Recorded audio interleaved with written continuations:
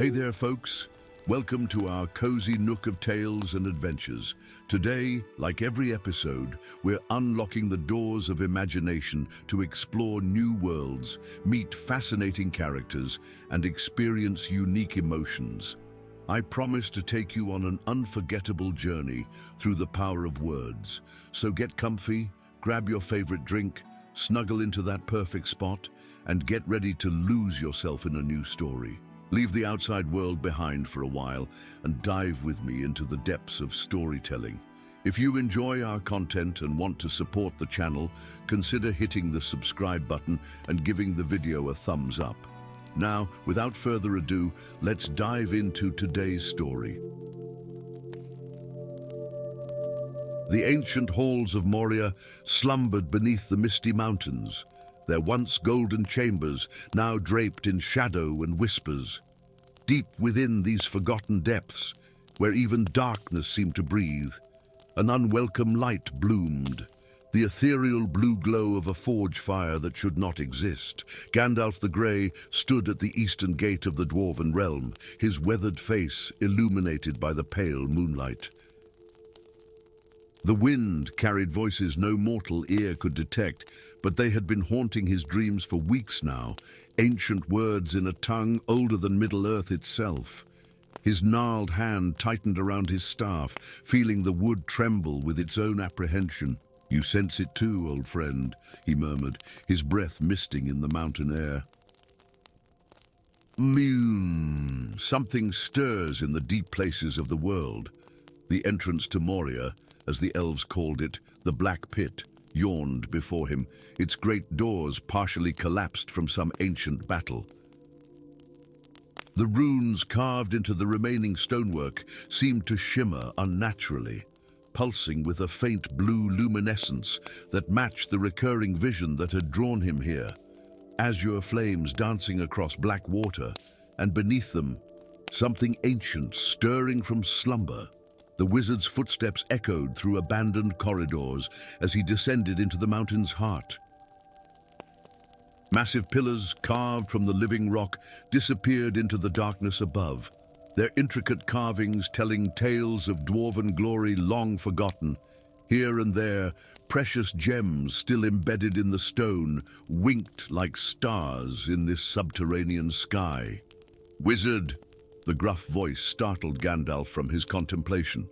From behind a fallen column, a stout figure emerged, axe raised defensively. Young for a dwarf, his dark beard barely reached his chest, braided with silver clasps bearing the sigil of Durin's line. "What business brings the Grey Wanderer to these abandoned halls?" "I might ask you the same, Master Dwarf," Gandalf replied, lowering his staff in a gesture of peace. "Few of your kind dare these depths since the awakening of the shadow." The dwarf's stance relaxed slightly, though suspicion remained etched across his features. "And Durin Zisigs, son of Nine, master smith of the eastern settlements." He did not lower his axe. "I seek my birthright, knowledge buried by my ancestors. And have you found it?" Gandalf's piercing eyes studied the young dwarf. Something about him, perhaps the faint blue residue staining his fingers or the subtle gleam of metal peeking from beneath his leather jerkin, whispered of secrets discovered. Durin hesitated, then with a decisive gesture reached beneath his tunic and withdrew a dagger that seemed to capture the essence of starlight. Its blade, fashioned from a metal of impossible blue-silver hue, pulsed with an inner light. "Blue mithril," Gandalf breathed, his voice a mixture of wonder and dread. The ancient texts speak of it, mithril infused with the essence of the blue fires, brought to Middle-earth by the Ithrin Luin. "The blue wizards," Durin nodded. "My people's legends say they came to these mountains before journeying east, leaving behind knowledge of metalcraft beyond anything we now possess." He extended the dagger, its light casting dancing shadows across the cavernous chamber. "I found the vein 3 days past, deep in the forgotten eastern mines. When I forged this simple blade, it awakened something." Gandalf extended a hesitant hand toward the weapon, then drew back as images flashed through his mind. Memories not his own, or perhaps his own from before he was Gandalf. Ice-blue flames surrounding two hooded figures, his brothers among the Istari as they channeled powers beyond reckoning to bind something vast and ancient. "We must leave this place," Gandalf said suddenly, his voice sharp with urgency. "That blade is more than a weapon, young Durin. It is a key, and what it unlocks should remain forgotten." The floor beneath them trembled, a low groaning emanating from the depths below. Dust rained from cracks in the ceiling as the stone itself seemed to protest. "Too late," Durin whispered, his face pale in the blue glow of his creation. "It's been doing this since I completed the forging, growing stronger each time." Gandalf raised his staff, its crystal head blazing with white light to push back the encroaching darkness. "We make for the eastern exit. There is one who might help us understand what you've unwittingly awakened." They fled through collapsing corridors, past great halls where dwarven craftsmanship reached its zenith, now falling to ruin as the mountains shuddered around them. Behind them, a presence expanded like ink in water, ancient, patient, and terrible in its awakening consciousness. For 3 days they journeyed through the mountain labyrinth, Gandalf guiding them through passages only he remembered from maps, long turned to dust. The tremors grew more frequent, more violent, as though the very bones of the earth recoiled from what stirred in its depths. On the dawn of the 4th day, they emerged onto a high plateau overlooking the mist-shrouded valley of Dimril Dale. Waiting for them, still as a statue against the rising sun, stood a figure draped in silver grey. "Lady Arwen." Gandalf inclined his head to the elf maiden, her ageless face betraying no surprise at their haggard appearance. "Mithrandir," she acknowledged, her melodious voice carrying a weight of ancient knowledge that belied her youthful appearance. "The stars whispered of your coming, and of the awakening beneath the mountain." From within the folds of her cloak, she produced a cloth-wrapped bundle. As she unfolded it, Durin gasped at the 2 broken shards of wood, one azure as a summer sky, the other deep as twilight, each humming with residual power. "The remnants of the staffs of LOTR and Palando," Gandalf whispered, recognition dawning in his eyes. "How came you by these relics of my lost brothers?" "They were entrusted to my grandmother Galadriel before the Blue Wizards ventured east," Arwen replied, "to be kept until the day when that which they imprisoned stirred once more." Her eyes fell to the dagger at Durin's belt, its glow pulsating in sympathetic rhythm with the staff fragments. "As it does now." In a hidden glade protected by ancient elven enchantments, they made camp. As night fell, Arwen revealed what she knew, tales passed down through generations of the Firstborn. Before Morgoth, before the shaping of Arda itself, there existed entities of pure chaos, nameless ones that dwelled in the void. When the Valar began their great music to shape the world, one such entity was drawn to its harmonies. Gandalf's eyes grew distant, memories from before his incarnation in Middle-earth surfacing like shipwrecks from dark waters. "I remember fragments only, when we were sent to Middle-earth. The Istari.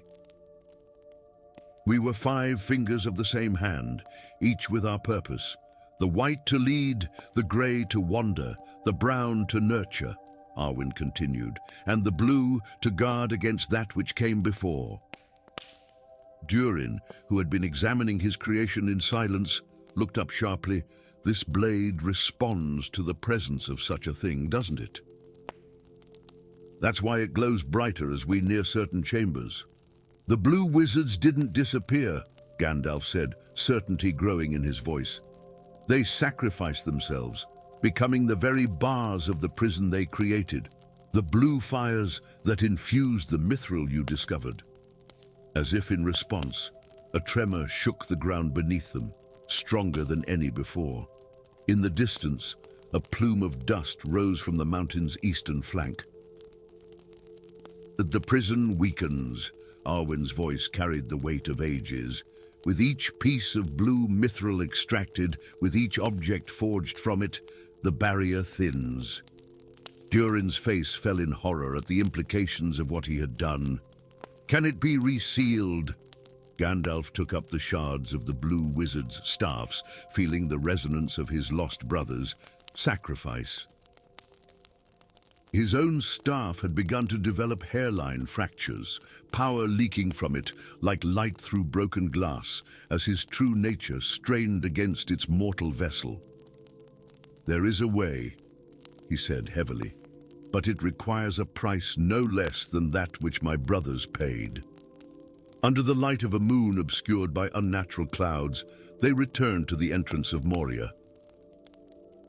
With Arwen's guidance, Gandalf inscribed ancient symbols around the blue mithril dagger, now placed at the center of a complex elven ritual circle.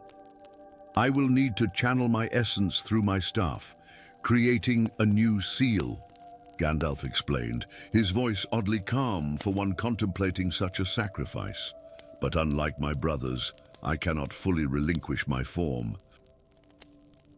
My task in Middle-earth remains unfinished.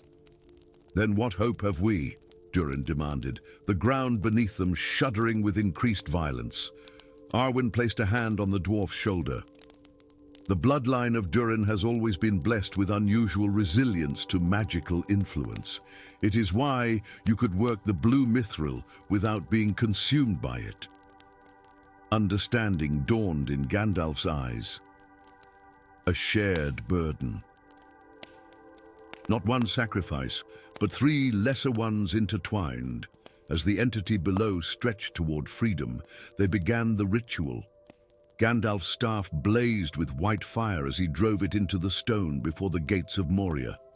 Arwen placed the shards of the blue wizards and staffs crossing his own, her voice raised in an ancient elven incantation that caused the very air to shimmer with power. Durin, guided by Gandalf's instructions, plunged the blue mithril dagger into the junction where the three staffs met. Blue fire erupted from the point of contact, racing along channels carved into the stone, forming a seal of binding across the entrance. Gandalf felt a portion of his immortal essence torn from him, flowing into the seal. Not enough to unmake him as Gandalf, but enough that he would never again be quite the same. Arwen contributed the power passed to her through her elven heritage, while Durin gave something of the indomitable spirit of the dwarves, forged in the creation of Arda itself.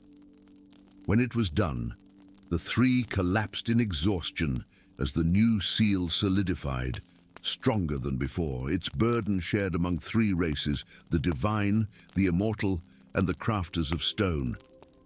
It is finished, Gandalf said at last, rising unsteadily to his feet. His staff, once a perfect instrument of his will, now bore a permanent spiral fracture through which blue light occasionally shimmered. Though not forever, no prison is eternal, but we have bought time, perhaps enough for me to complete the task for which I was sent to Middle-earth. Durin looked to the sealed gates, now inscribed with new warnings in 3 languages. And when that time runs out, when what lies below stirs again, Gandalf's gaze turned to the horizon, where dark clouds gathered in the shape of a hand reaching across the sky. Then others will rise to face it, as we have done. For that is the nature of this long defeat we fight, that even in darkness there are always those willing to kindle new light. As dawn broke over the mountains, they parted ways, Arwen returning to the golden woods of Lothlorien, Durin to warn his people away from the blue mithril seams, and Gandalf continuing his endless wandering, now with new purpose and knowledge of what truly lay at stake in the coming conflicts of Middle-earth. Behind them, sealed once more in its ancient prison, that which came before the darkness slumbered, but no longer dreamlessly. Story 2.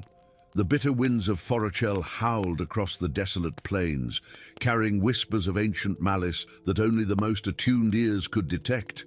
Gandalf the Grey stood atop a snow-covered ridge, his weathered face grim beneath the shadow of his pointed hat.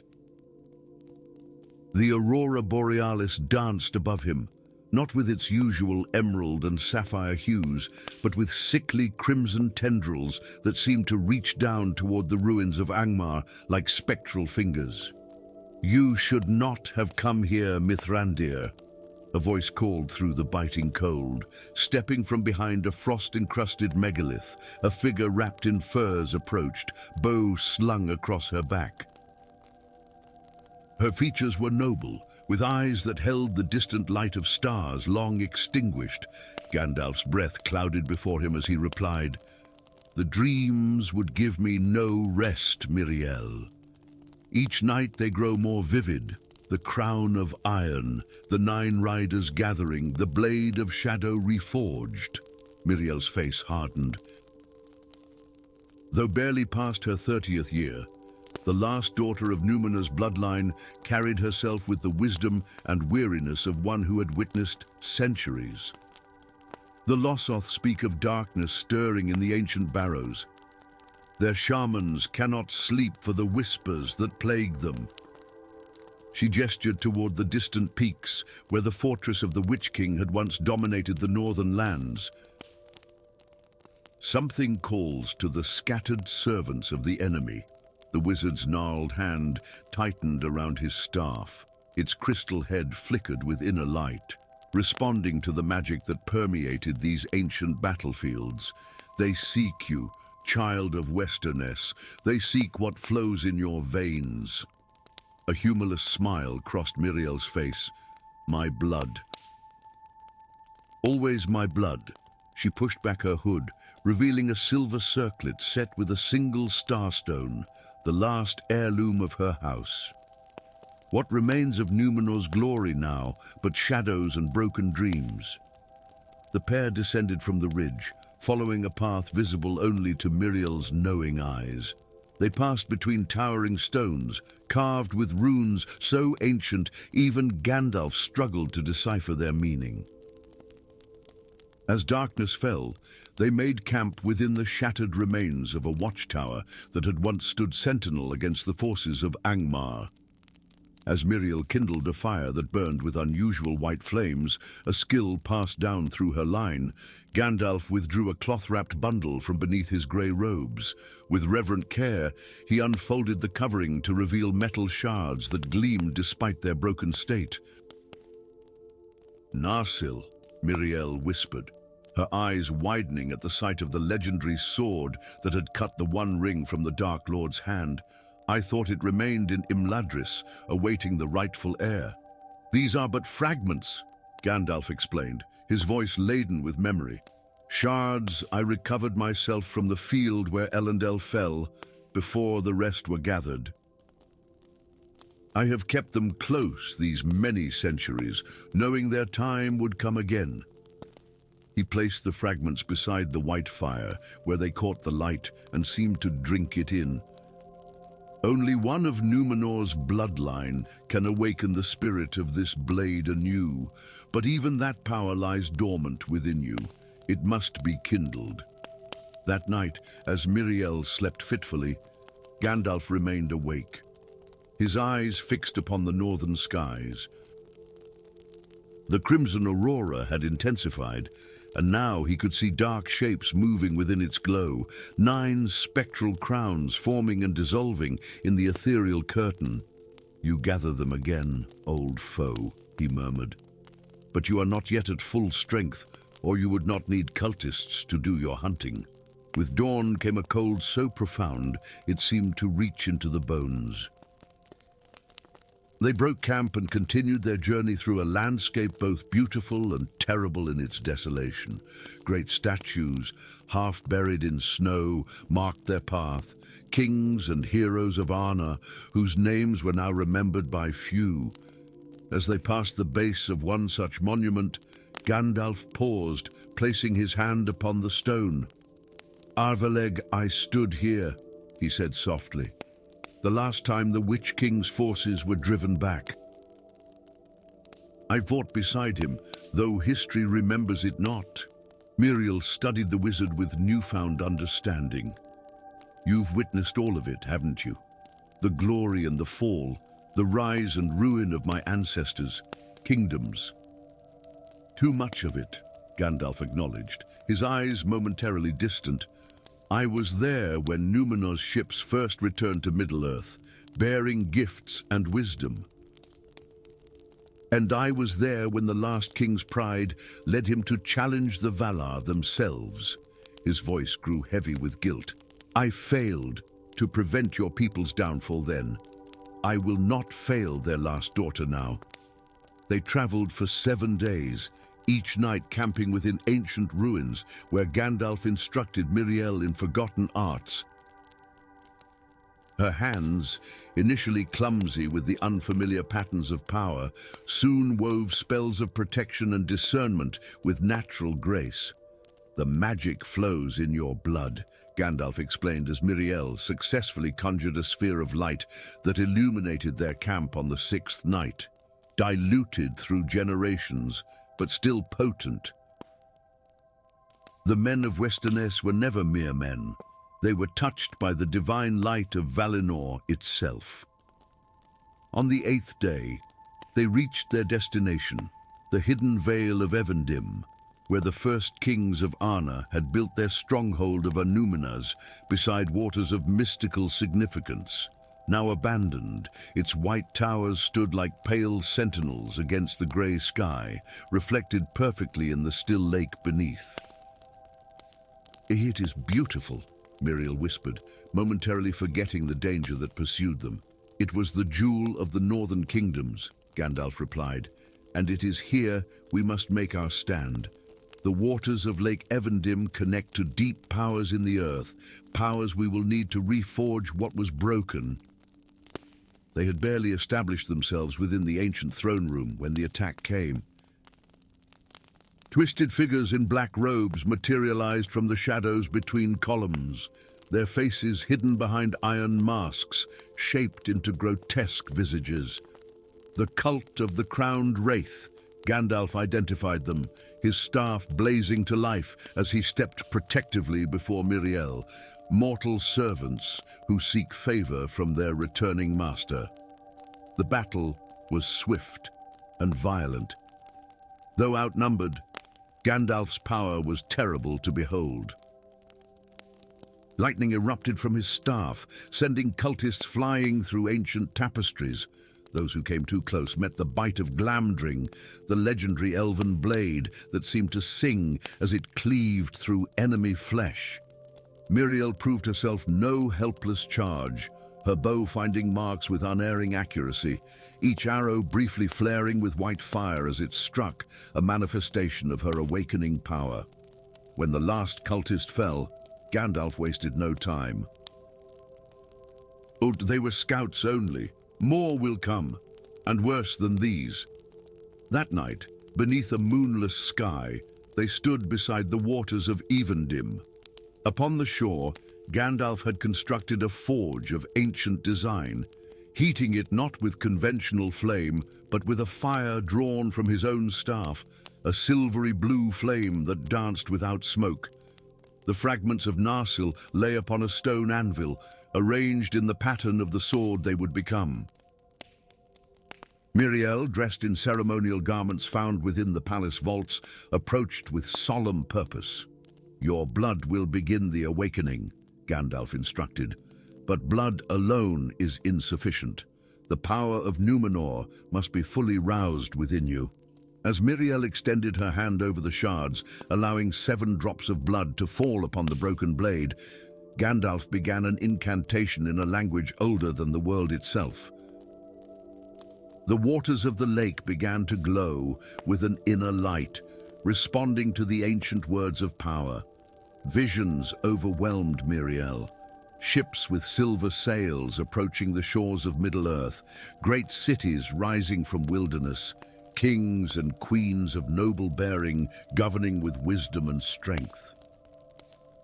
Then darker images, a temple to darkness, 9 ships escaping a cataclysm of water and fire, a line of blood continuing through generations, protected and hidden, leading ultimately to her.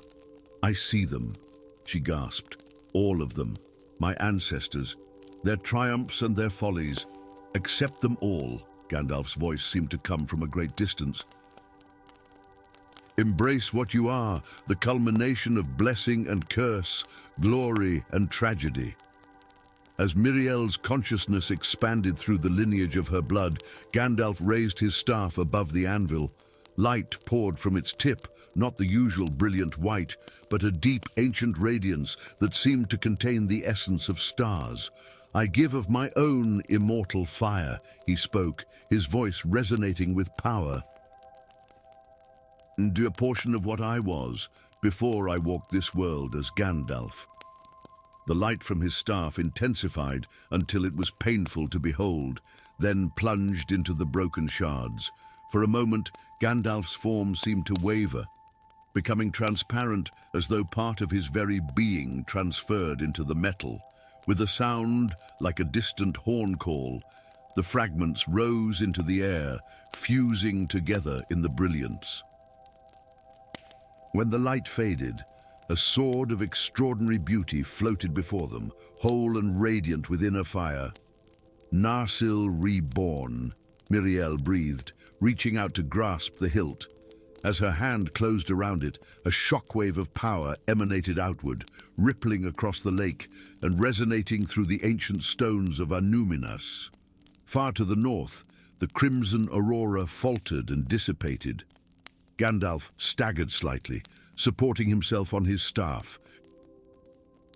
Though his outer appearance remained unchanged, his eyes reflected a diminishment, as though something essential had been sacrificed. "It is done," he said, his voice noticeably weaker. "The blade is reforged, and with it, hope returns to the north." Miriel stood transfigured, the sword gleaming in her grasp, her eyes alight with the awakened power of her lineage.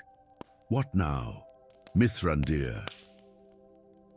"The Witch King still gathers his strength." Gandalf straightened, determination overcoming his momentary weakness. "Now we rally what remains of the northern Dunedain.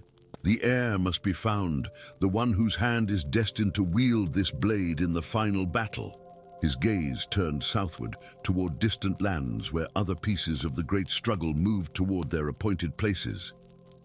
"The board is set," he murmured. And the first piece has moved. As dawn broke over the waters of Evendim, its light caught the reforged blade, sending a beacon of defiance into the northern sky, a declaration that darkness would not claim these lands unopposed. The shadows of the north had met their first challenge, but the greater battle was yet to come. Story 3. The abandoned tower of Orthanc pierced the twilight sky like a black talon against the bloodied heavens. Once the stronghold of Saruman the White, now it stood in silent vigil over the ruins of Isengard, its impenetrable walls keeping their ancient secrets. Yet something had changed. From the highest window of the obsidian spire, a cold blue light pulsed with rhythmic precision, as though the tower itself had found a heartbeat. Gandalf the Grey observed this phenomenon from the edge of Fangorn Forest, his weathered face illuminated by the ethereal glow.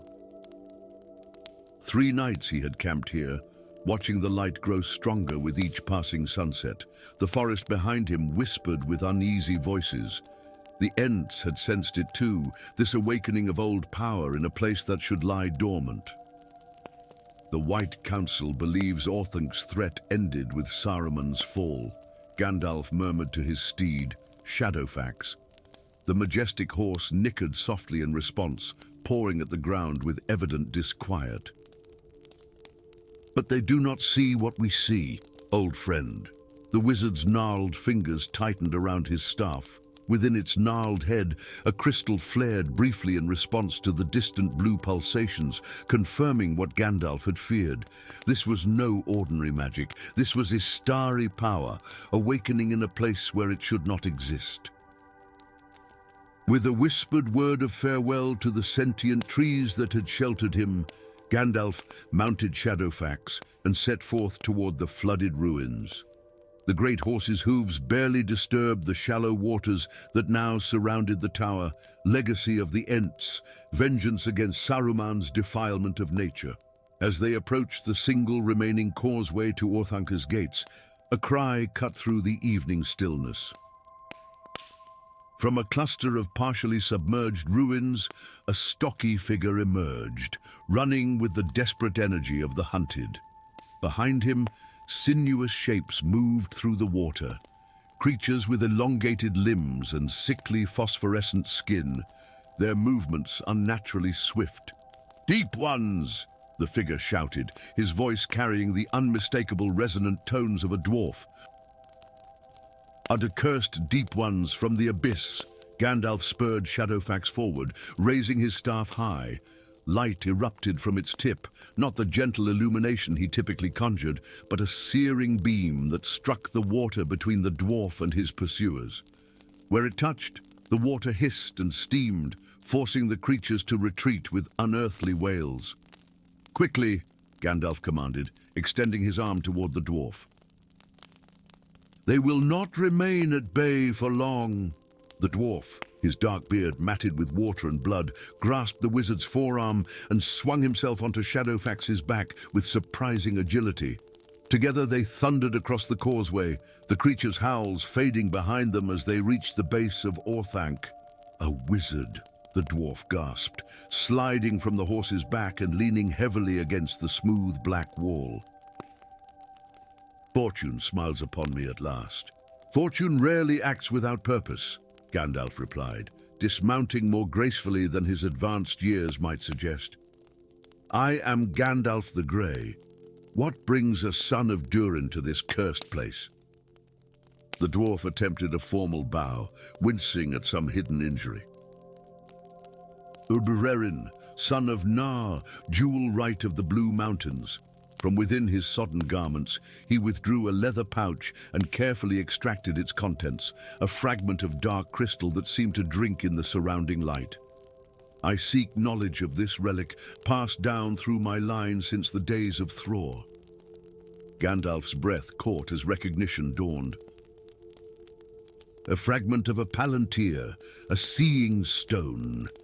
His eyes narrowed as he studied the shard more closely. "Not from the stone that was kept here. This has the marking of a numinous upon it, the lost seeing stone of the North Kingdom." Frerin nodded gravely. "My ancestor fought alongside the Rangers in the final defense of Fornost. This was entrusted to him by the last King Seer, with instructions that it should be kept safe until the stars align and the Forgotten returns."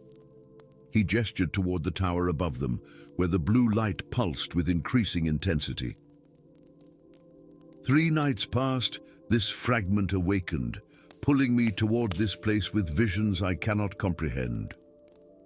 The massive doors of Orthanc, which had remained sealed since Saruman's departure, now bore a network of fine cracks through which the same azure light seeped like luminous veins in black marble. As Gandalf approached, the cracks widened, spreading across the surface in arcane patterns. "Stand back," the wizard warned, placing his staff against the center of the door. Instead of the expected resistance, the obsidian surface yielded like smoke, permitting entry into the tower that had once been impervious to all force. The interior of Orthanc had transformed. What had once been chambers of dark scholarship and industrial malice now lay in ordered disarray. Books and scrolls hovered inches above their shelves, suspended in mid-air as though time itself had paused. The air tasted of ozone and possibility, crackling with potential energy. "What sorcery is this?" Frerin whispered, his dwarven sensibilities offended by such defiance of natural law. Gandalf did not answer, his attention captured by what awaited them in the central chamber. Where Saruman's throne had once stood now hung a youth, suspended in a cocoon of blue light. No more than 20 summers had touched his noble features, yet his dark hair was streaked with silver, and his closed eyes moved rapidly beneath their lids as though witnessing countless visions. Around him, hovering in concentric circles, were translucent windows into other worlds, portals showing vistas of impossible beauty and terrifying alienness.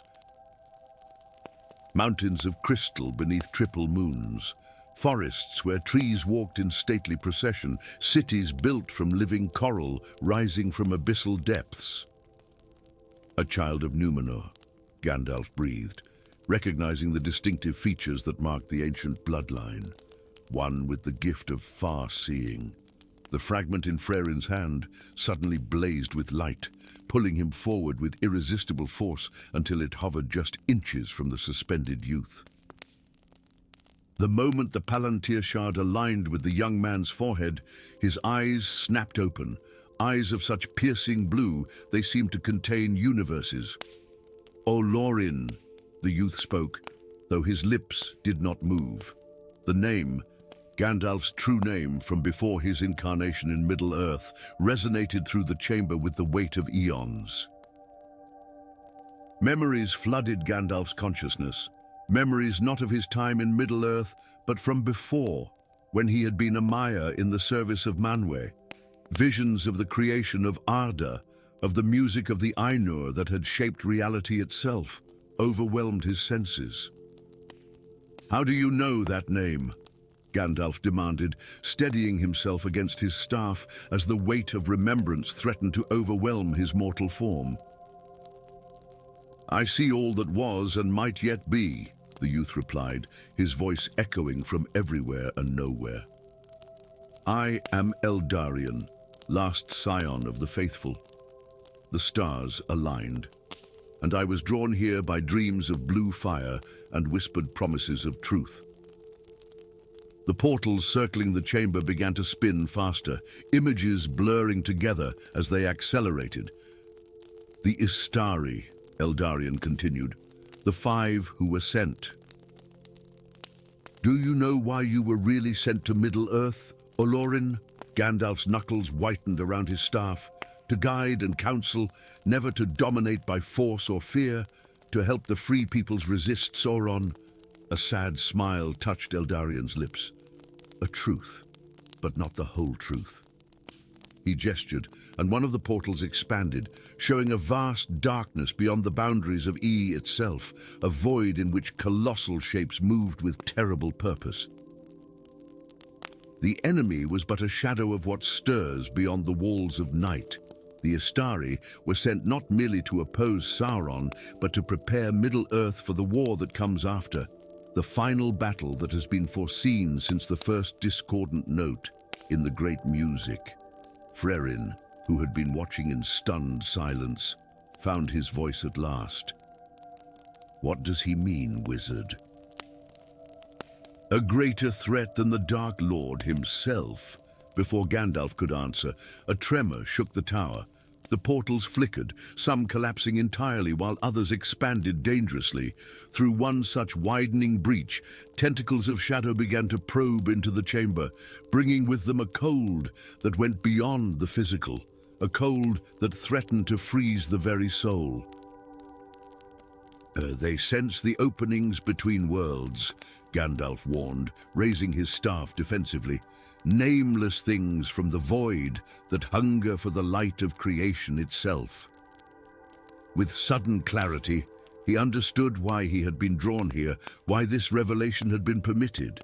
The young seer had been born with rare gifts, but untrained, those gifts had become a beacon and a vulnerability. "Frerin," Gandalf commanded, "place the Palantir fragment in my hand." The dwarf hesitated only briefly before complying. As the shard touched Gandalf's palm, it flared white-hot, responding to the primordial power that resided within the wizard's mortal shell. Drawing himself to his full height, Gandalf began an incantation in a language older than the world itself. The air around him shimmered as he channeled power, not through his staff, but through his very being, revealing for a brief moment the radiant mire that existed beneath the guise of an aged man.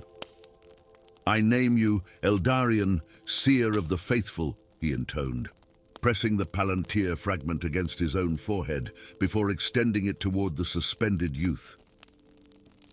"Accept this key to your lineage's gift, that you may see truly and safely." The shard elongated, becoming a circlet of crystal and silver that settled upon Eldarion's brow. The wild energies that had surrounded him began to stabilize, the portals shrinking and clarifying, though not entirely closing. Slowly, the youth descended until his feet touched the stone floor. The blue light receded into his eyes, which now shone with controlled awareness rather than chaotic power. "I understand now," Eldarion said, his voice now coming from his physical form rather than the air around them. "The visions were overwhelming me, opening doors I was not ready to control." "Your gift is rare and precious," Gandalf explained, the extraordinary power he had momentarily revealed once more concealed beneath his ordinary appearance. "But untrained, it posed a danger not only to yourself, but to this world and others." Frerin approached cautiously, eyeing the youth with newfound respect. "My ancestor protected the stone fragment for generations, waiting for this moment, for you. And now we understand why," Gandalf added, his gaze distant as he processed the revelations he had witnessed. "The coming conflict with Sauron is but the prelude to a greater struggle. We must prepare not only to win the approaching war, but to strengthen Middle-earth for what comes after." As dawn broke over the flooded ruins of Isengard, 3 figures emerged from the Tower of Orthanc. The blue light no longer pulsed from its summit, now contained and focused within the circlet worn by the young seer who walked beside the wizard and the dwarf. "Where do we go now?" Eldarion asked, his eyes reflecting the morning light with subtle azure highlights. Gandalf looked eastward, where the first rays of the sun gilded the peaks of the misty mountains. "To Imladris, the last homely house. Elrond must be informed of what we have learned, and you must be trained to use your gift wisely." As they began their journey, Orthanc stood silent behind them, no longer a beacon of unchecked power, but still a monument to the truth they now carried. That greater tests awaited Middle-earth than any had suspected, and that preparation for those trials had already begun in ways few could comprehend. The portals to other worlds remained within the tower, smaller now and stable, windows through which Gandalf would need to look again if he were to fully understand the role the Astari had been sent to play in the fate of not just one world, but many. Story 4. The ancient heart of Fangorn Forest wept, not with the gentle tears of morning dew that once adorned its emerald canopy, but with a viscous amber sap that bled from wounded bark and withered leaves. Where life had flourished for countless ages, decay now spread like a whispered curse through root and branch. The eldest trees, sentient beings who had witnessed the shaping of mountains and the birth of stars, groaned with voices like distant thunder as their centuries-old grip on the earth weakened day by day. At the forest's edge, Gandalf the Grey stood motionless, the lines of his weathered face deepening as he communed with the dying woodland. His staff, carved from a branch freely given by a tree long since returned to the earth, hummed with sympathetic resonance as he pressed it against the soil. Through this connection, he felt the forest's pain as though it were his own. A burning thirst that no rainfall could quench, a creeping shadow that no sunlight could dispel. "What poison works its will upon you, old friends?" he murmured, eyes closed in concentration. The wind carried no answer, only the scent of rot where there should have been the sharp tang of pine and the sweet perfume of wildflowers. A tremor passed through the ground beneath his feet, not the comforting movement of Ents walking among their leafy charges, but the convulsive shudder of a living entity in its death throes. Gandalf's eyes snapped open, his gaze drawn to the forest's depths where ancient magic still pulsed, albeit weakened, around the hidden springs that had nourished Fangorn since before the First Age. "The sources," he whispered, revelation dawning. "Something taints the very wellsprings of the forest's power." With a determined stride that belied his apparent age, Gandalf entered the shadowed realm beneath the canopy. The path, barely discernible even to his experienced eye, wound through groves where the sickness seemed less advanced. Here and there, small flowers still bloomed defiantly against the encroaching blight, their colors startlingly vibrant against the dull backdrop of decay. As twilight descended, bringing with it a chill that penetrated bone and spirit alike, Gandalf paused before a particularly ancient oak. Unlike its neighbors, this tree showed no signs of the mysterious ailment. Its bark remained firm, its leaves a healthy green despite the season's turn toward winter. "You resist the corruption," Gandalf observed, placing a palm against the gnarled trunk. "Why?" A low, creaking sound emanated from the oak, its branches shifting though no wind stirred the air. Before Gandalf could decipher this arboreal language, a more urgent sound reached his ears, the rapid approach of horses, accompanied by the unmistakable clatter of armed pursuit. Moments later, a rider burst into the small clearing, astride a lathered steed whose coat gleamed silver in the fading light. The figure, draped in a travel-worn cloak of Rohirrim design, reined the horse to an abrupt halt upon spotting Gandalf. "A wizard in Fangorn," a woman's voice, clear and commanding despite its obvious fatigue, addressed him. "Fortune smiles upon me at last." As she pushed back her hood, Gandalf recognized the proud features of Éowyn, niece to Theoden, King of Rohan.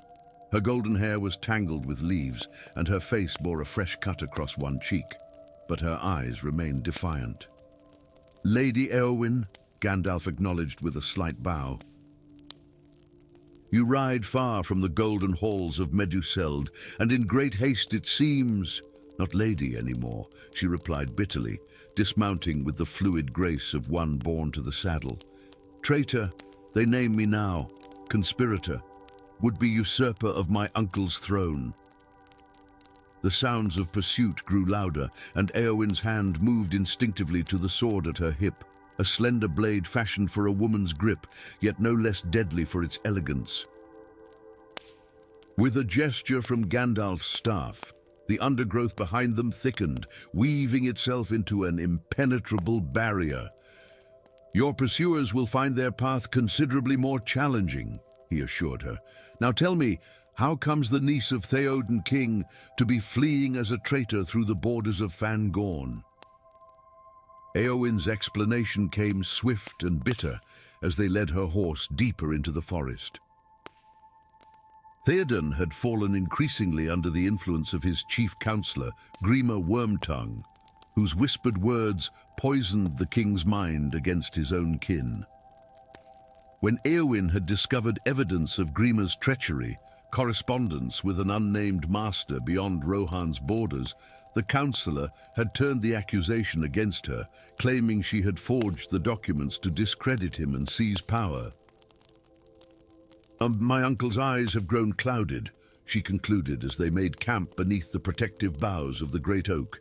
"He sees and hears only what Grima permits.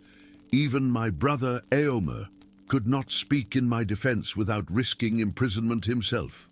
Gandalf's expression darkened at this news. "The timing is suspect indeed. Rohan weakened from within, even as Fangorn withers." He studied Éowyn with newfound interest. "Tell me, have you felt Different since entering the forest? Any change in your spirit or strength?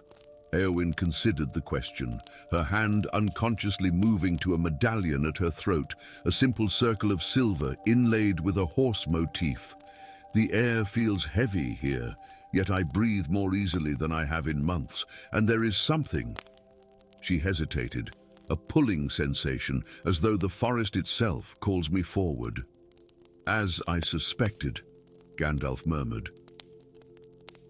But the blood of Jarl flows strongly in you, Lady Éowyn. Few know it now, but the first kings of Rohan were more than mere men. They carried an older lineage, one connected to the very magic that sustains places like Fangorn. Before dawn broke, they set forth again, following a winding path that Gandalf seemed to perceive, though no visible trail marked the way. The deeper they ventured, the more the forest sickness became apparent. Here entire groves stood lifeless, their desiccated forms like skeletal fingers clawing at a pitiless sky. Creatures both mundane and mythical lay where they had fallen, their bodies surrendered to the cycle of decay. Yet nothing grew from their passing. The natural order itself seemed suspended. Oh, what manner of curse could cause such devastation? Éowyn whispered, her horse nickering nervously as they passed a fallen ent, its wooden visage frozen in an expression of astonished betrayal. One born of ancient knowledge turned to corrupt purpose, Gandalf replied grimly. A working that targets the very sources of magic that sustain Fangorn's exceptional nature. By midday, they reached the innermost heart of the forest, where 7 springs had once bubbled forth crystal waters imbued with the essence of creation itself. Now, 6 lay befouled, their surfaces covered with a film of oily corruption that emitted a subtle phosphorescence in the shadowed glade. Only the 7th still flowed clear, though its output had diminished to a mere trickle. As Éowyn approached this last untainted spring, the medallion at her throat began to glow with soft luminescence. The waters responded in kind, their flow strengthening momentarily before subsiding again. The sources recognize you, Gandalf observed. Or rather, they recognize what flows in your veins. Kneeling beside the spring, Éowyn extended a hesitant hand toward its waters.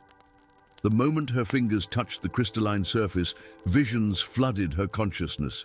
Armies clashing beneath a darkened sky, a white hand reaching from a black tower, forests burning, and through it all, a circle of 7 stones pulsing with malevolent energy. I see, she gasped, unable to withdraw from the connection, a circle of corruption. 7 stones planted at each spring, drawing the power into themselves and redirecting it elsewhere. Her eyes widened as a final image crystallized. A tower rising above a ring of iron, Orthanc. Gandalf's expression hardened. Saruman. So the White Wizard truly has turned from his purpose. He gripped his staff tightly, its crystal head flaring with sudden light. Show me these stones, Lady Éowyn. Show me through the water's vision. Guided by Éowyn's trance-like descriptions, Gandalf located the first of the corrupting artifacts, a polished obsidian disc emblazoned with silver runes, half buried beside the nearest befouled spring. When he attempted to remove it, the stone resisted, sending out tendrils of dark energy that scorched the ground where they touched. These are anchored deep by Saruman's craft, Gandalf muttered. To break one would require power I am reluctant to unleash so near the weakened sources. He turned to Éowyn, who had emerged from her trance, pale but resolute. There may be another way, though it requires much of you. The ritual Gandalf proposed was ancient even by his reckoning, a purification working that would use Éowyn's innate connection to the sources as a conduit for healing energy. The risk was considerable. Such magic might well consume one not fully trained in its use. You speak of blood sacrifice, Éowyn stated plainly, recognizing the underlying principle. My blood to cleanse the springs, not sacrifice, Gandalf corrected gently, offering freely given life force carries power far beyond that which is taken by force. Saruman has forgotten this in his pride, believing domination superior to cooperation. As night fell, they prepared the ritual at the 7th spring. Gandalf inscribed protective circles using symbols that predated the written languages of Middle-earth, while Éowyn purified herself in the spring's clear waters. If we succeed, Gandalf explained as they took their positions, the cleansed sources will reject Saruman's stones, breaking his hold on Fangorn. But more importantly, the forest will live again. And if we fail, Éowyn asked, holding the ritual dagger Gandalf had provided, a slender blade of mithril that caught and magnified the meager starlight filtering through the canopy. Gandalf's eyes met hers steadily. Then Fangorn dies, and with it, one of the last great bastions against the darkness that gathers in the east. With ceremonial precision, Éowyn drew the blade across her palm, allowing 7 drops of blood to fall into the 7th spring. As each droplet touched the water, it expanded into a swirling pattern of golden light that spread outward in concentric rings. Gandalf began an incantation in a language that seemed to resonate with the very fabric of the forest itself. The waters of the spring rose in a crystalline column, carrying Éowyn's bloodlight throughout its substance before cascading outward toward the other 6 springs. Where this purified water touched the corrupted sources, conflict erupted, darkness roiling against light in a spectacular display of magical warfare. The earth shook violently as Saruman's stones fought against the cleansing power, their runes flaring with angry crimson energy. Éowyn, connected to the ritual through her freely given blood, felt every moment of the struggle as though it occurred within her own body. Her strength waned as the magic drew deeply on her life force, yet she remained standing, her will unflinching, as she silently commanded the springs to remember their true nature. At the critical moment, when it seemed the corruption might prevail, Éowyn removed her medallion and cast it into the central column of water. The silver disc, an heirloom passed down through generations of Rohan's royal line, dissolved into the magical confluence. With its addition, the balance shifted decisively. One by one, Saruman's stones cracked and shattered, each releasing a wail of thwarted malice that echoed through the forest like the cry of a wounded predator. As the last stone broke, a shockwave of purifying energy radiated outward from the springs, carrying healing where it touched. Éowyn collapsed beside the central spring, her life force dangerously depleted by the ritual. Gandalf knelt beside her, channeling what restorative power he dared through his staff. "The forest," she whispered, her voice faint but determined. "Healing," Gandalf assured her. "Already the sources flow clean again. By spring, new growth will reclaim the blighted areas." A deep, resonant creaking echoed through the glade as ancient roots drank deeply of the purified waters. The few remaining Ents stirred from their torpor, awakening to find the doom they had resigned themselves to suddenly lifted. Rysfort, eldest of the Ents and guardian of the central spring, bent his creaking form toward the fallen princess. Weathered wooden fingers gently touched her brow, transferring a measure of the forest's rekindled vitality into her depleted form. "O daughter of kings," the Ent's voice rumbled like stones tumbling down a mountainside. "Fangorn remembers its friends. Your sacrifice is marked in root and branch, in seed and flower. While this forest stands, no harm shall come to you within its bounds." As dawn broke over a forest already showing signs of renewal, Gandalf helped a weakened but recovering Éowyn to her feet. "What now, wizard?" she asked, looking toward the east where Rohan lay. "I cannot return to Meduseld while Grima holds my uncle's mind captive." Gandalf's eyes gleamed with newfound purpose. "Now, Lady Éowyn, we take what we have learned here to the heart of the problem. Saruman works through Grima to weaken Rohan, even as he sought to drain Fangorn's power. Both served the same master. One, I fear, now stretches his hand from Mordor once more." He gripped his staff resolutely. "It is time to break another curse and free another noble mind from shadow." Together they walked from the forest's heart, accompanied by a renewed chorus of rustling leaves and creaking branches, the awakening voice of Fangorn, singing once more with the ancient music of living wood. Story 5. The ancient kingdom of Valoria stood as the last bastion of light in a world increasingly shrouded in darkness.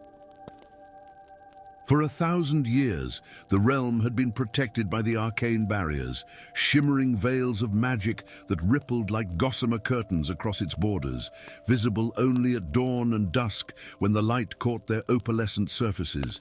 They had repelled dark creatures, turned aside foul sorceries, and preserved the prosperity of a land where magic and mortal lived in harmony.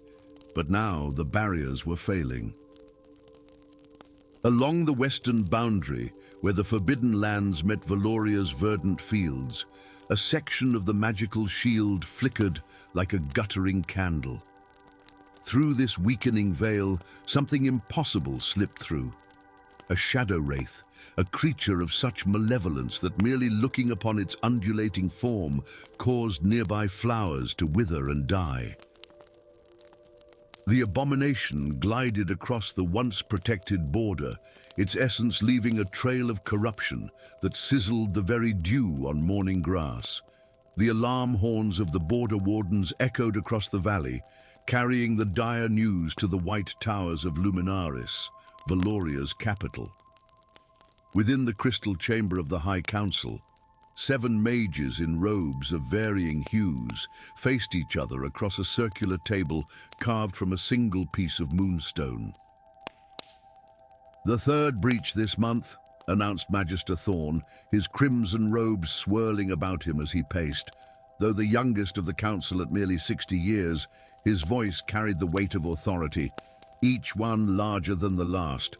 "The barriers weaken exponentially now." "We have no choice," said Lady Seraphina, the eldest of the 7. Her silver hair cascaded down her back like a frozen waterfall, and her eyes, white and unseeing in the conventional sense, saw truths beyond mortal vision. "We must call him back." "He abandoned us," Thorn countered, his fist striking the table with enough force to send ripples through the seemingly solid stone.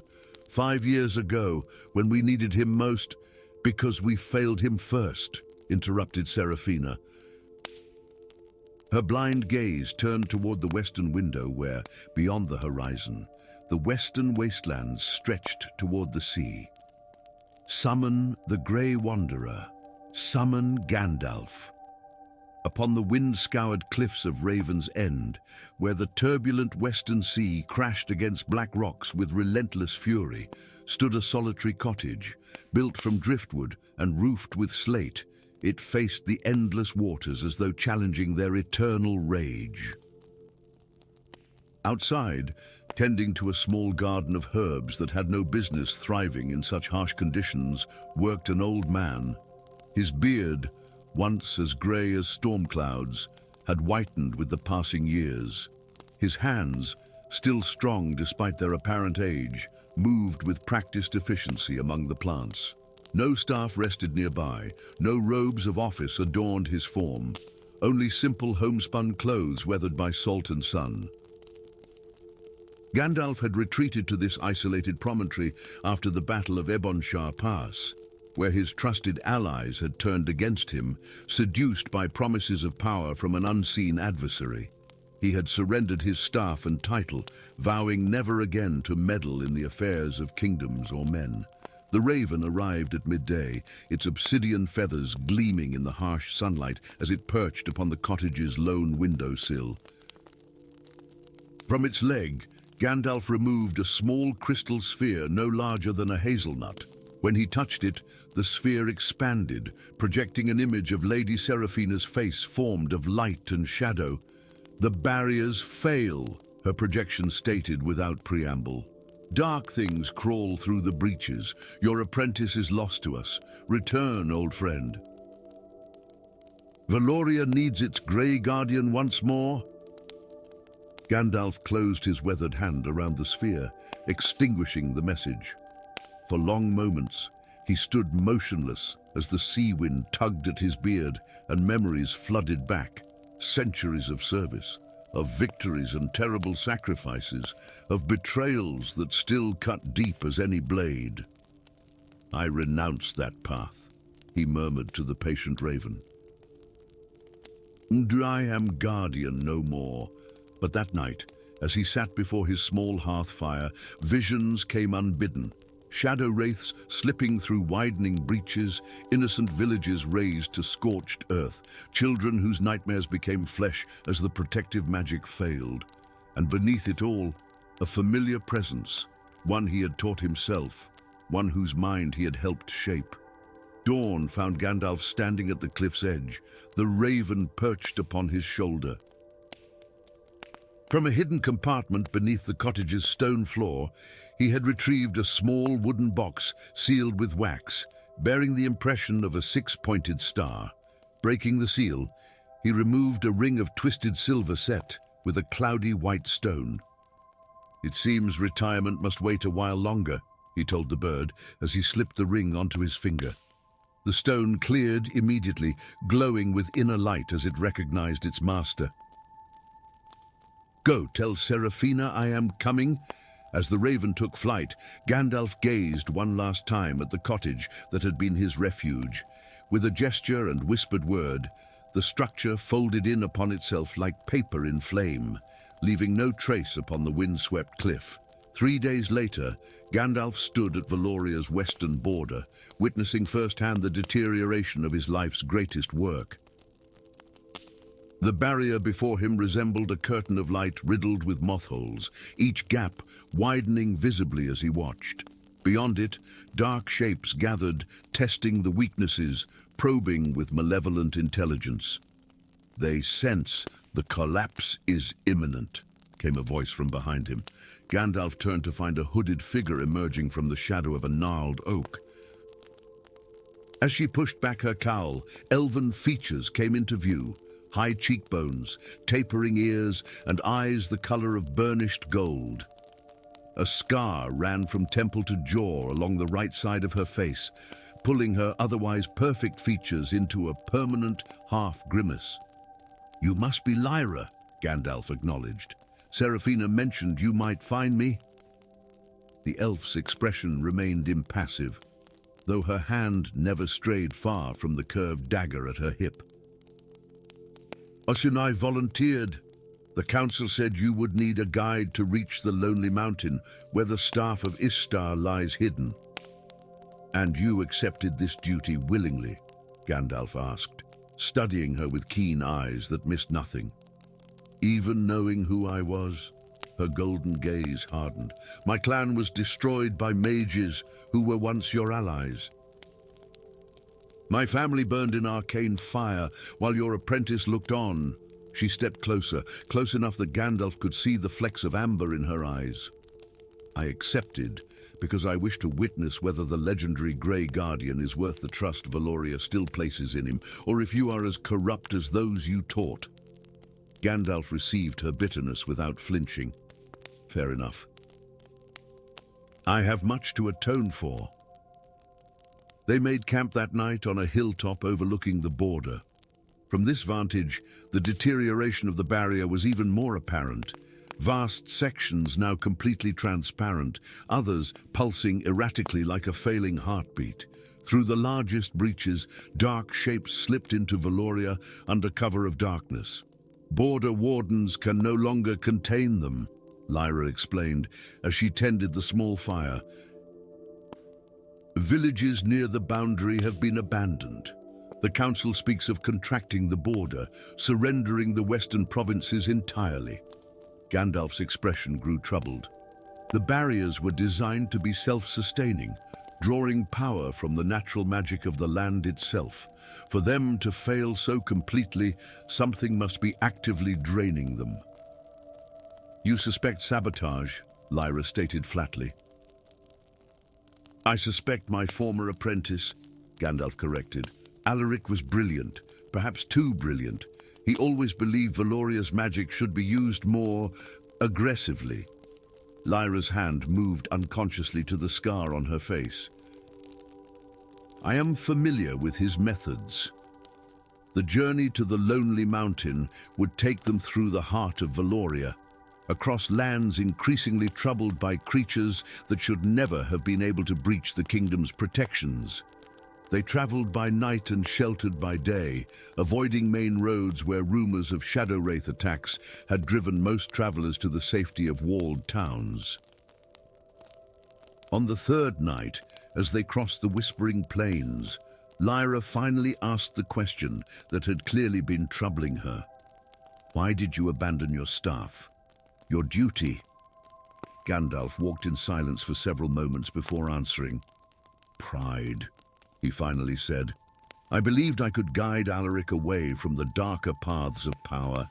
Even when signs of his corruption became evident, I refused to see them. I believed my influence would be enough." His voice grew heavy with regret. "When he led half the council into forbidden arts, the blood of those who died in the resulting conflict stained my hands as surely as his. Yet now you return," Lyra observed. "Because no one else understands the barriers as I do," Gandalf replied. "They were woven with magic so ancient that most of those who helped create them have passed into legend. Without the Staff of Istar to amplify my remaining power, they cannot be restored." At the foot of the Lonely Mountain, they encountered the first direct evidence of Alaric's involvement. A circle of standing stones, each carved with runes that pulsed with sickly green light, had been erected around a natural spring. The water, once clear and sweet, now ran black as ink. "A siphon," Gandalf explained, carefully examining the runes without touching them. "He's redirecting the natural magic that should flow to the barriers." Looking up at the mountain looming above them, his expression hardened. "And I believe I know where he's sending it." The ascent took them through narrow passes where the wind spoke with voices almost intelligible, and across fields of stone flowers that chimed like crystal bells when disturbed. At each stage, they found more evidence of Alaric's work, more siphons, more corruption of natural magic sources. Finally, as dawn broke on the fifth day, they reached their destination. A cave entrance flanked by statues of hooded figures, their faces concealed by stone cowls, their outstretched hands holding eternal flames of blue fire. "The Guardians of Istar," Gandalf whispered. "The intact after all these centuries." Lyra nocked an arrow, her keen senses detecting movement in the shadows beyond the entrance. "We're expected." From the darkness emerged figures in hooded robes, their faces concealed by masks of polished silver. In their hands, they carried staves crowned with crystals that pulsed with the same sickly green light as the siphon runes. "Master," greeted the foremost figure, pushing back his hood to reveal a face of terrible beauty, pale as marble, with eyes of such intense blue they seemed to glow from within. "You've arrived precisely when I calculated you would." "Alaric," Gandalf acknowledged, his voice betraying no emotion. "You've gone to considerable trouble to arrange this reunion." The younger mage smiled, though the expression never reached his eyes. "The barriers were failing regardless. I merely accelerated the process to ensure your return." He gestured expansively toward the cave entrance. "Please, the Staff of Istar awaits within, as does the future of Valoria." Gandalf stood motionless, studying his former student. Why drain the barriers, Alaric? Why risk exposing Valoria to the horrors beyond? Because protection has made us weak, Alaric replied, his voice rising with fervor. For a millennium, Valoria has hidden behind your barriers, while other lands fell to darkness. Our magic stagnates through disuse. He stepped forward, genuine passion breaking through his controlled exterior. Indeed, I've seen your true vision in the ancient texts, not merely to defend Valoria, but to forge mages strong enough to drive back the darkness permanently. By exposing innocent people to that same darkness, Lyra demanded, her arrow still trained on Alaric's heart. By burning elven villages to test your theories. Alaric spared her barely a glance. Necessary sacrifices. Already, the mages who follow me have grown stronger through conflict than centuries of peaceful study could achieve. His gaze returned to Gandalf. You taught me to look beyond conventional wisdom, Master. I'm merely taking your lessons to their logical conclusion. I taught you compassion as well, Gandalf replied quietly. And the wisdom to recognize when the price of power becomes too steep. With a motion too swift for the eye to follow, Gandalf raised his hand, the ring upon his finger flaring with blinding light. Simultaneously, Lyra loosed her arrow, not at Alaric, but at the crystal atop his staff. As it shattered, a shockwave of released energy sent the assembled mages staggering backward. In the confusion, Gandalf and Lyra slipped past them into the cave, rushing through twisting passages lit by phosphorescent fungi. Behind them, Alaric's enraged shouts echoed off stone walls, accompanied by the sound of pursuit. The inner sanctuary opened before them, a vast cavern whose walls were encrusted with crystals that refracted light in dazzling patterns. At its center, suspended in mid-air, hovered a staff of white wood, untouched by time, its surface etched with runes that shifted and changed as they watched. The staff of Istar, Gandalf breathed, approaching reverently. As his fingers closed around the ancient artifact, power surged through him, pure and clarifying, washing away the weariness of years. The staff recognized him, welcomed him, completed the circuit of power that his self-imposed exile had broken. Alaric burst into the chamber, his followers close behind, their faces contorted with rage. "Stop! You don't understand what's at stake!" Gandalf turned to face his former apprentice, the staff of Istar glowing with increasing intensity in his grip. "I understand better than you know, Alaric. You believe breaking the barriers will force a new generation of mages to rise to the challenge." His voice echoed with newfound strength. "But some challenges cannot be met through force alone. Some enemies cannot be defeated, only held at bay until we find a better way." "Sentiment," Alaric sneered, though uncertainty flickered in his eyes as he beheld his former master restored to power.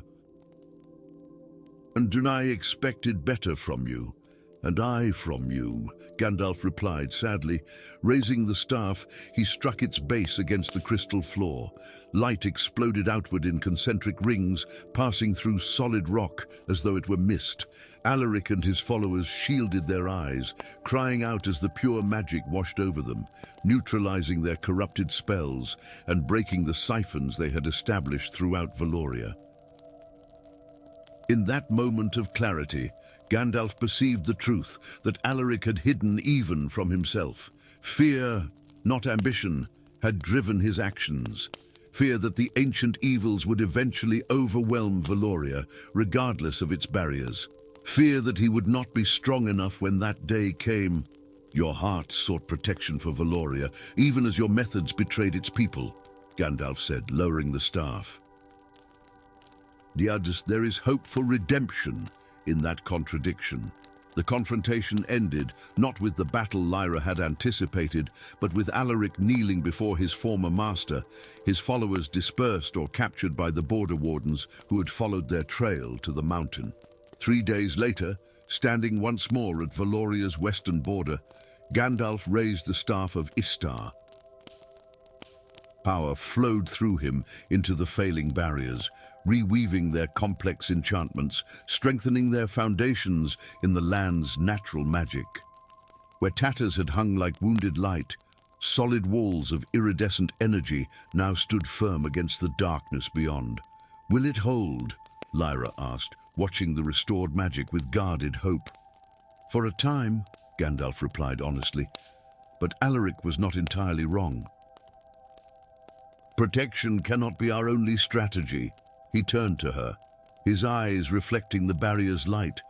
"When you return to the Council, tell them the Grey Guardian has resumed his duties, not only to maintain the barriers, but to prepare Valoria for the day when they alone will not be enough." As they parted ways at the crossroads, Lyra hesitated. "My clan cannot be brought back, but perhaps their sacrifice need not be meaningless." She offered a formal elven bow, warrior to warrior. "Until our paths cross again, Guardian." Gandalf watched her go, then turned his gaze westward. Beyond the barriers, the darkness gathered, testing, waiting. But for now, Valoria's light would continue to shine, a beacon in a world where such lights grew increasingly rare. With the staff of Istar in hand once more, the Grey Wanderer resumed his eternal vigil, guardian of a boundary between light and darkness that existed not only across Valoria's borders, but within every heart that faced the choice between fear and hope, between power and wisdom. Story 6. The ancient crystals embedded in the walls of Azurine Tower trembled, their azure glow faltering for the first time in a millennium. High above the 5 harmonic kingdoms, where the veil between worlds grew thin, the Archmage Thalandor clutched his chest and fell to his knees. "It cannot be," he whispered, as the constellation of the dragon, ever fixed in the night sky for 10 centuries, began to shift and writhe. Azurath awakens. Across the realm, in the hidden glen where the River of Whispers met the ancient woods, Gandalf the Grey sat motionless beneath the sprawling branches of an elder oak. His weathered hands, wrapped around his gnarled staff, suddenly tightened until his knuckles whitened. His eyes, previously closed in meditation, snapped open, pools of wisdom now turbulent with concern. A familiar sensation coursed through his veins, a magical signature he had not felt for 1,000 years. "So," he murmured to the twilight air, "the time has come at last." Rising with a grace that belied his apparent age, he gazed toward the distant peaks of the Crystal Mountain, where wisps of iridescent mist now danced around the summit for the first time since he had woven the great enchantment. The bond between wizard and dragon, forged in an age when stars burned brighter and magic flowed like rivers through the land, stirred to life once more. It was both familiar and terrifying, like the touch of an old friend who had become a stranger. 3 days later, the celestial chamber of the 5 towers hummed with urgent voices. Representatives from each of the harmonic kingdoms gathered around a table of polished moonstone, their faces illuminated by the magical light emanating from the ceiling's astrolabe. "The dragons were sealed away for a reason," declared Lord Varen of the Eastern Spires, his indigo robes shimmering with enchanted threads. "This Azurath must be contained before the balance of power shifts." Queen Lyrial of the Verdant Canopy leaned forward, her crown of living vines pulsing with anxious energy. "The ancient texts speak of the ethereal dragons as guardians, not threats. Perhaps nothing," interrupted Baron Keldor of the Obsidian Keep. My battle mages report fluctuations in the ley lines that could collapse entire cities. We must act swiftly and decisively. The chamber doors swung open with an otherworldly gust of wind. Conversation ceased as Gandalf strode into the center of the chamber, his grey robes billowing around him, eyes gleaming with purpose beneath bushy brows. "You speak of things you do not understand." His voice resonated with authority that seemed to come from the very stones beneath them. "I am summoned by the council, and I answer, but know this: Azurath's awakening is no accident of fate. The High Seer Elindra, ancient even by elven standards, narrowed her silver eyes. It was you who put the dragon to sleep, Mithrandir. Your enchantment was said to be unbreakable." "Nothing is unbreakable," Gandalf replied, leaning on his staff, "merely resistant to time." And now, time has run its course. After hours of heated debate, the decision was made. Gandalf would journey to the Crystal Mountain to confront the dragon, to renew the ancient pact, or, if necessary, to ensure the creature posed no threat to the kingdoms. But he would not go alone. The mists parted along the treacherous path leading up the Crystal Mountain. Gandalf advanced steadily, his staff occasionally striking sparks against the crystal-flecked stone. Behind him walked Lady Vespera, her obsidian hair cascading over robes as dark as midnight, embroidered with silver runes that sometimes seemed to shift position when one wasn't looking directly at them. "Your Court of Shadows has kept many secrets over the centuries," Gandalf remarked without turning. "Did they also keep the true purpose of the Five Kingdoms' alliance?" Vespera's lips curved into a smile that never reached her eyes. "We keep many things, Mithrandir. Some secrets protect more than they harm."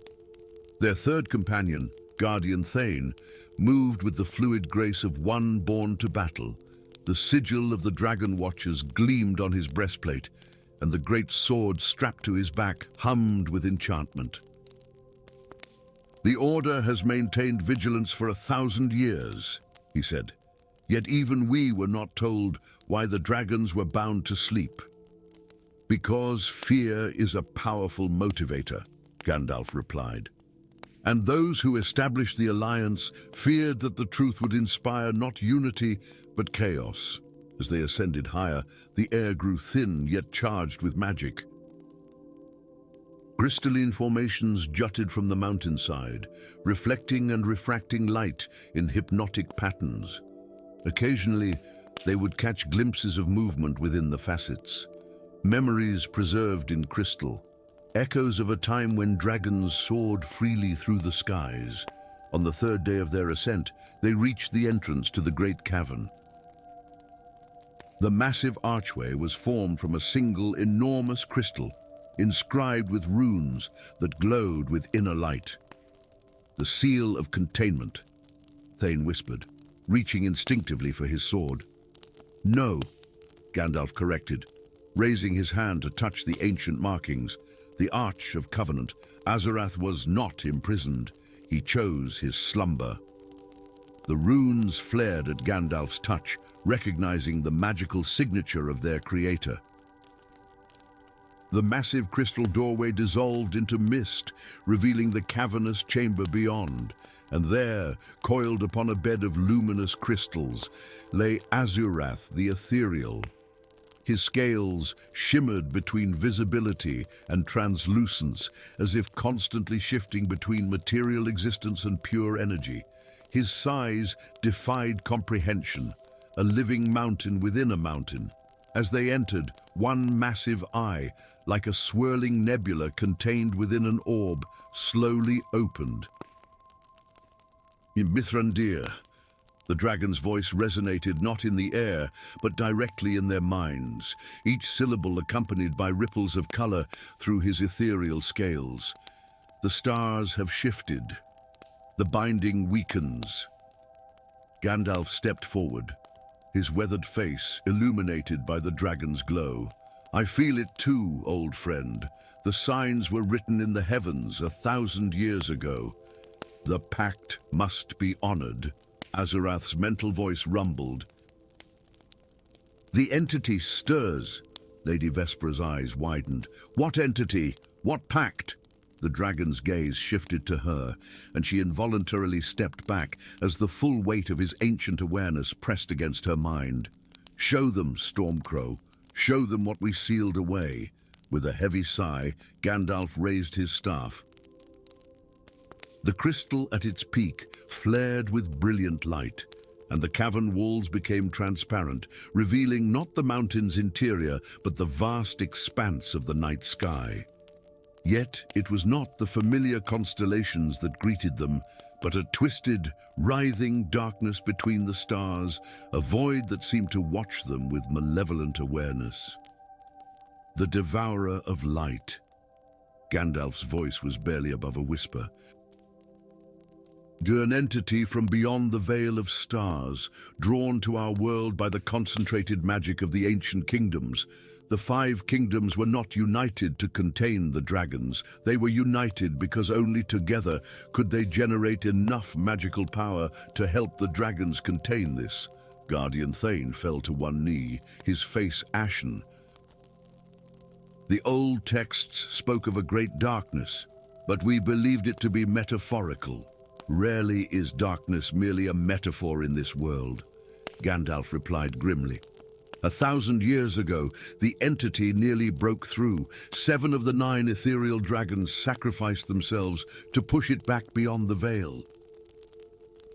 Azurath and his mate Elindra were the last, and they used the last of their strength to weave a binding enchantment, which I helped complete. And now the binding fails, Lady Vespera concluded, her calculating mind quickly grasping the implications. But why? What has changed? The dragon's massive head lowered until his eye was level with them. The 5 kingdoms no longer truly work in harmony. The unified force that powered the seal has fractured. The petty disputes of mortals have weakened what should have remained strong. Gandalf nodded solemnly. And the entity has been patient, slowly working at the bindings, whispering doubts and suspicions into the dreams of rulers for centuries. The cavern trembled as Azurath rose to his full height, his wings unfurling like translucent sails woven from starlight. The time for slumber has passed. The prophecy spoke of this day, when the last Istari would return to renew the covenant. Not to renew it, Gandalf corrected, his eyes reflecting the ethereal light of the dragon, to transform it. In the heart of the Crystal Mountain, Gandalf raised his staff high, channeling power that had lain dormant within him for millennia. Lady Vespera, drawing upon the shadow magics of her ancient court, joined her power to his. Guardian Thane thrust his ancestral sword into the crystalline floor, activating runes of protection that had been etched into the very foundations of the mountain. Together with Azurath, they wove a new enchantment, not a binding to contain the entity, but a beacon to unite the kingdoms against the coming darkness. As the magic reached its crescendo, the dragon and wizard locked eyes in silent understanding. The true battle was yet to come, but for the first time in 1,000 years, the light of hope shone brighter than the encroaching shadows. In the skies above the 5 harmonic kingdoms, a new constellation formed, a wizard and a dragon, standing united against the void. And in palaces and villages alike, people looked up and somehow knew that their world had changed forever. The time of reckoning had begun, and Gandalf the Grey would stand once more at the vanguard of the final battle between light and darkness.